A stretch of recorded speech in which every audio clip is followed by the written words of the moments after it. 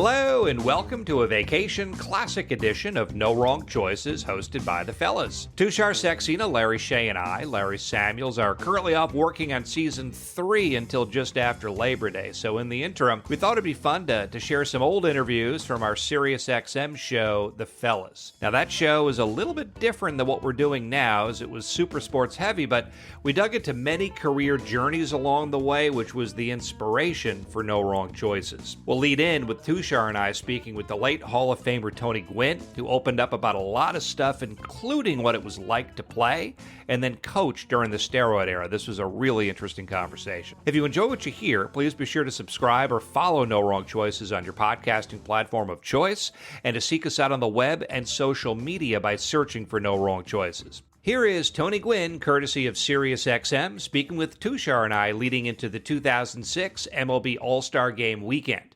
Welcome back to the fellas on Sirius Sports Action 123. Along with Tushar, Saxena, I'm Larry Samuels. And joining us on the telephone is a man who I think knows a thing or two about All-Star weekends. I'm referring to 15-time All-Star Tony Gwynn. Tony, how are you? I'm doing good. How are you guys doing? Oh, we're great. Are you out in Pittsburgh now? Hey, I am. How is life right now in Pittsburgh? I know you're at the convention center. Yeah, they're getting excited. I think the Fan Fest is packed. I signed autographs earlier. There was so many people in line. We ran out of pictures and stuff. I'm not surprised. I mean, you know, you're one of the most beloved guys. I got to be honest, this is an absolute pleasure for me to have an opportunity to speak to you. You're one of my favorite all-time players. Oh, well, thank you. Tony, I got to ask, I mean, you know, you've been a member of so many All-Star teams, so many All-Star weekends. Is it still somewhat special now being outside the game, seeing it from a fan's perspective? It's still. I've been excited for a whole week about coming to Pittsburgh. I still love the whole experience. 23 All-Star guys making it for the first time. I'm sure they're going to feel just like I felt my first one. No matter what you've done in the first half, you just don't believe you belong in the All-Star clubhouse, and it's the veterans of those All-Star teams. It's their job to make sure that those young guys feel like they belong. And by the end, I'm sure they'll remember this for the rest of their lives. Trust me. It's just the All-Star game was always special to me, and it didn't matter if you were starting or coming off the bench or were injured. You know, I was always here. So, and I think fans here are getting pretty excited. The last one here in '94 was as good an All-Star atmosphere as you can imagine, and I'm sure it's going to be the same way here on Tuesday. We're talking to 15-time All-Star and future Hall of Famer Tony Gwynn right here on the fellas. Lock Hall of Fame. I don't mean to jinx you, Tony. Hopefully I didn't screw things up for you. Well, you know, I'll wait for that call. You know, everybody's been saying that for me, you know, when I was my last few years in the big leagues, and now since I've been retired, and you know, to get to where we are now, you know, I'll either get a phone call in January or I won't, you know, and I just kind of anxious because, you know, you play the game as long as I played. Obviously, the Hall of Fame would be the crown jewel of all of it, and so when January comes, man, I hope the phone rings, man. I'm sure it will. Even I can't screw this up for you. Tony, you know, you mentioned before memories and how a lot of the players are, you know, going to do some pretty cool things that they'll remember for the rest of their lives. As a player, what were some of your great All-Star moments? Well, that first year, walking in that clubhouse, like I described, I mean, my locker was between Ozzie Smith and Mike Schmidt. Oh, man. And it just petrified. How old were you? Into that clubhouse. And those guys put their arm around me and said, you know what, you belong. Congratulations. You've played great here in the first half, and you belong here. And so I kind of always remembered that. And so as the years went by and young guys were making it for the first time, I would make sure I went up to them and told them the same thing. And so that one sticks out. The game here in '94 in Pittsburgh, because I played in 15 All-Star games. That's the only one I actually did anything in. You know, I knocked in a couple of runs, scored a run. I played the whole game, and I ended up scoring the winning run of the game. You know, we had to lead early. Freddie McGriff hit a home run to give us even a chance to win late in the game, and we ended up winning it in 10 or 11, I think. And so, you know, playing here in Pittsburgh, playing in San Diego, being the hometown guy, that was a lot of fun. Meeting Ted Williams at that one, the one in Fenway where yeah, I remember that one. You know, the Hall of Famers and Ted Williams were honored before the game. That one really sticks out because the atmosphere was electric again. But Playing-wise, Pittsburgh's about the only game where I really did some things. Other than that, just the whole experience of coming. I always looked forward to coming and just being a part of it because it was always a lot of fun. And for a while there, it was like the closest I was going to get to a playoff or World Series for a long time. And unfortunately. Unfortunately, yeah. But then at the end, I mean, went to the playoffs a couple of times, went to the World Series again. So, but the All-Star experience has always been one I look forward to. Tony, which was more special to you personally, your first All-Star game or the last one? I think the last one, really, because I'd let people know I was going to retire, and I wasn't picked to be on the squad, but the Major League Baseball invited Cal Ripken and I to come, and it's funny because I played 20 years, and I never really got caught up in all the fanfare stuff. You just play, you do what you do, and you feel good about what you do, and that's it. And it still amazes me that people still remember who I am. People remember what I did. Oh, please! And I'm serious. To be honored like I was in Seattle, got a standing ovation, and guys imploring me to play, to get out there, taking at bat.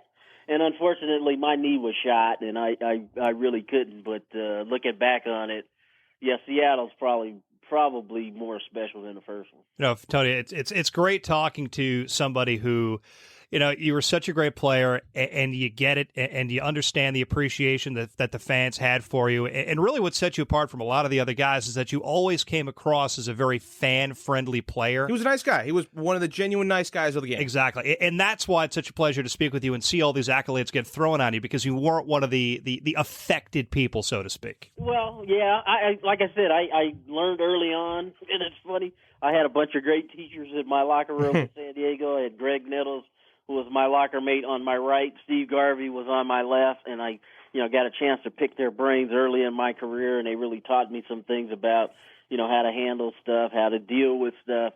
You realize early on that everybody wasn't going to love you.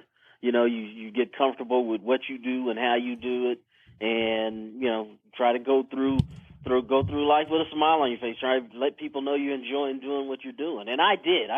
I loved going to work every day, and I loved going out and trying to perform and trying to perform at a level that the best ones performed at. But I didn't let it go to my head. I'm just a baseball player. And so for 20 years, that's what I did. Now I'm coaching, so now I'm on the other side of it, and it's those lessons that I learned those first 20 years have really helped me here in these last 5 years being a coach, because kids want to get to the same point I got to, and I tell them, you need to understand that when you sign your name on the dotted line, there's more to it than just getting a check and playing baseball. There's responsibilities that come with it, and if you aren't willing to deal with those responsibilities, you're not going to be as good a player as you can be, because in order to be one of the better players, you got to be able to handle all this stuff. And so, and some guys don't believe me until they actually sign their name on the dotted line, and I can imagine.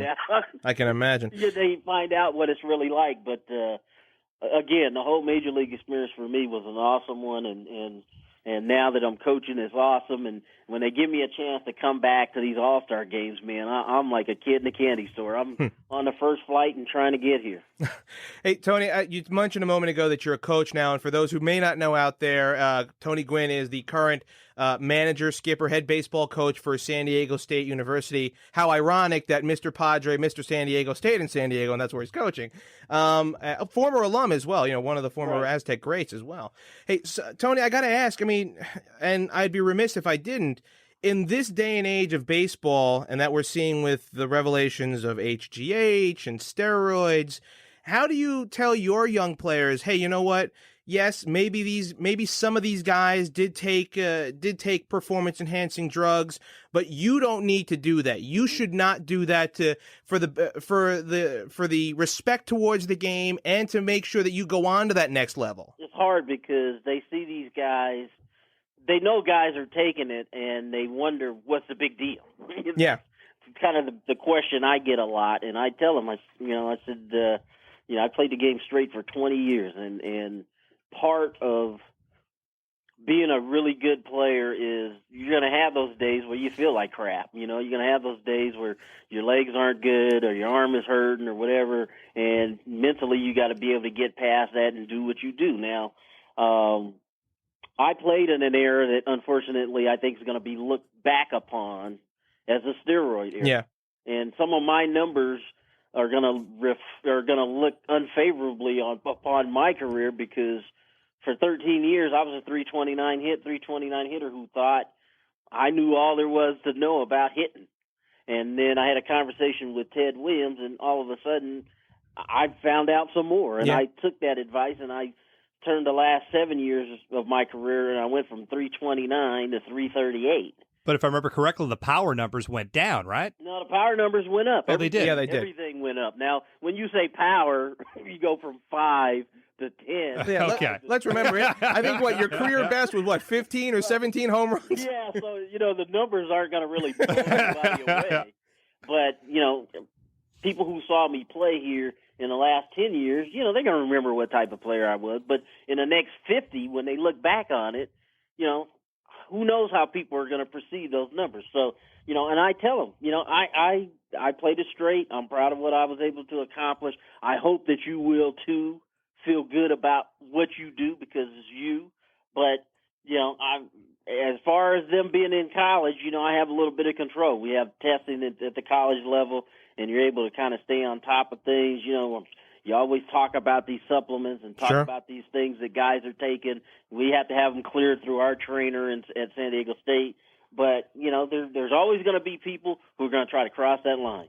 And the great thing now is at least they have tested and they're able to test for some of this stuff. But now this HGH stuff just kind of throws another monkey wrench into things. But, again, you're always going to have those guys trying to cross that line. If they feel like they can get away with it, they're going to try to cross that line. And when they get caught, there's a penalty that has to be paid. And so at least they have that. I'm not one who thinks that there should be asterisks by numbers and stuff. I just think you just label it the steroid era. I agree with you. Let people think what they want to think about it, and let's move on. Because the game today is a different game than the game I played, just 5 years ago. So these players are evolving. They're working at their craft. They're bigger. They're stronger. They're faster. And I enjoy it because I think the last 10 to 15 years, people have recognized that this is a sport you have to work full time on. You can't just do it like the old days where you go to spring training, get in shape, and then go play. It's not like that anymore. It's a year-round thing. Guys are really working at their craft. Videos everywhere. You got guys watching at bats on iPods now. Sure. So, those avenues to make yourself a better player are out there, and a lot of guys are diving head first into, and I think it's great. We're talking to Tony Gwynn on the Fellas, and Tony, I'm not going to ask you anything about names or players or anything like that. I mean, don't worry about that. What I'm curious to know, you played the game for 20 years. How did the game change from day one to the last day in terms of the players? When things became more pressure-filled, when perhaps, different things started to work into the environment. How did the game change over that period?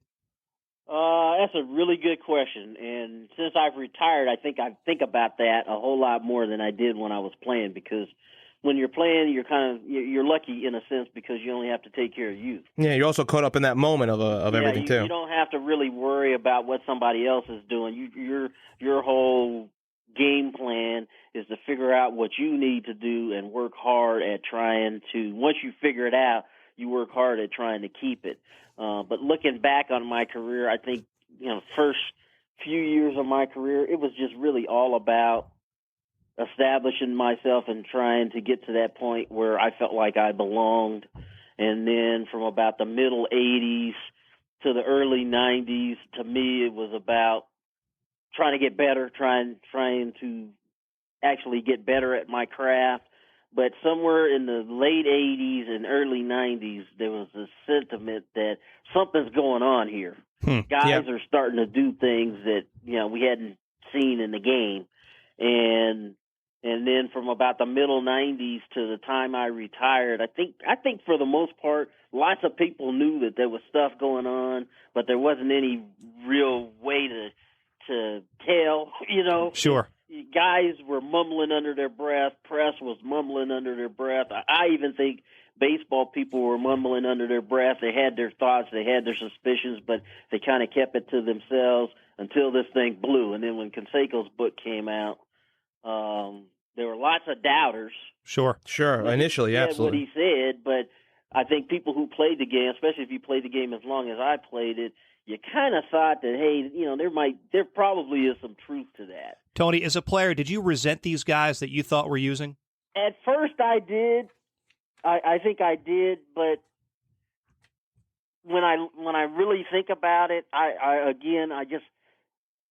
knew I couldn't do what some of these guys were doing. Okay.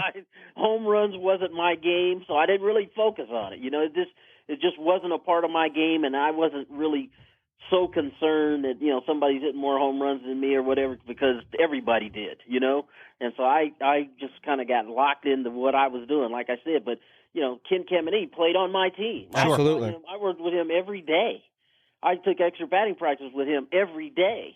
And I saw how hard he worked at his craft, and I just figured that he's having this kind of success because he's working hard at his craft with no idea that he was taking steroids. Yep.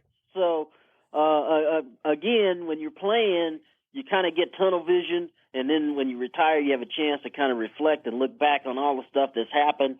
And I just, you know, the steroid era was just what it was. It's an era. The guys must have been trying to do it, and it wasn't just hitters.